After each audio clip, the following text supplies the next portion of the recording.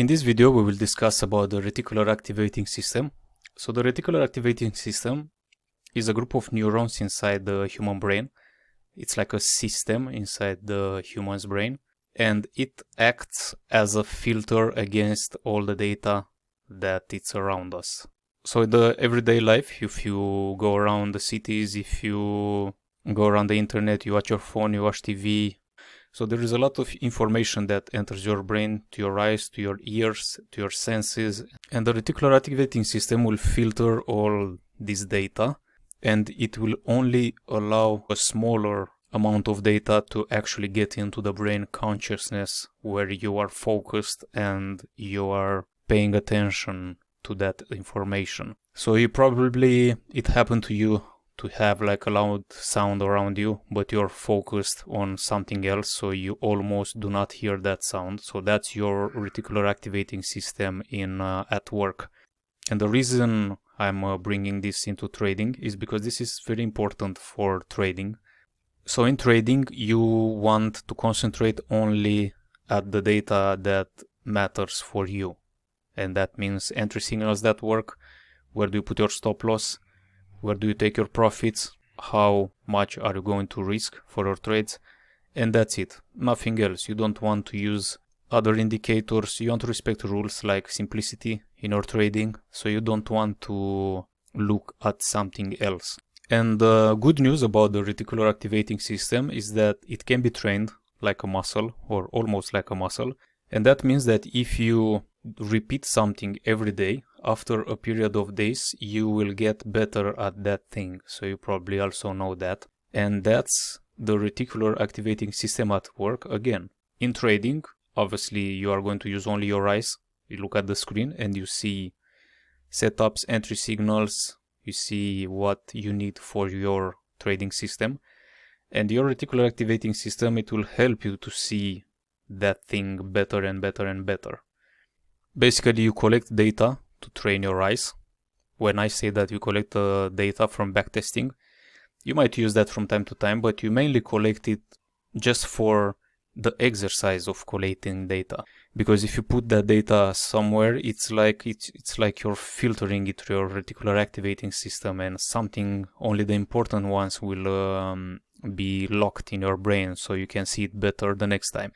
Let's say you see the videos in my course, you take some notes. On day one, it takes you 30 minutes to see the setup and collect the data. Maybe you're not sure about it, you go back and you watch another video, you check your notes, you watch again the video where I show you how to do backtesting. So it takes you 30 minutes to see that and to collect the data. So it's okay, 30 minutes for the first day, it's perfect. On the second day, you notice the differences between wins and losses. So you basically have some extra information. You learn something else on the second day. So let's say it takes you 30 minutes again to do that thing. Then you go to sleep. On the third day, you spend 30 minutes at your PC, but this time you see several setups in the backtesting. So you see them, it gets easier and easier for you to see them. On the day 4, you now already have a file where you have several type of setups that you saved as a screenshot and some data. You put them in a file, and from time to time you analyze them. You don't go back to your notes, you don't go back to the videos on the course. You just analyze what you saved in that file. So that's very simple, because you just open, you see, you close, and you do your work. So from now on, let's say you do this every day. You do backtesting, asset after asset. And let's say, I don't say that it takes you 100 days to do backtesting, but let's say you get to day 100. So now in the day 100, when you open the charts, your eyes go to the setup immediately.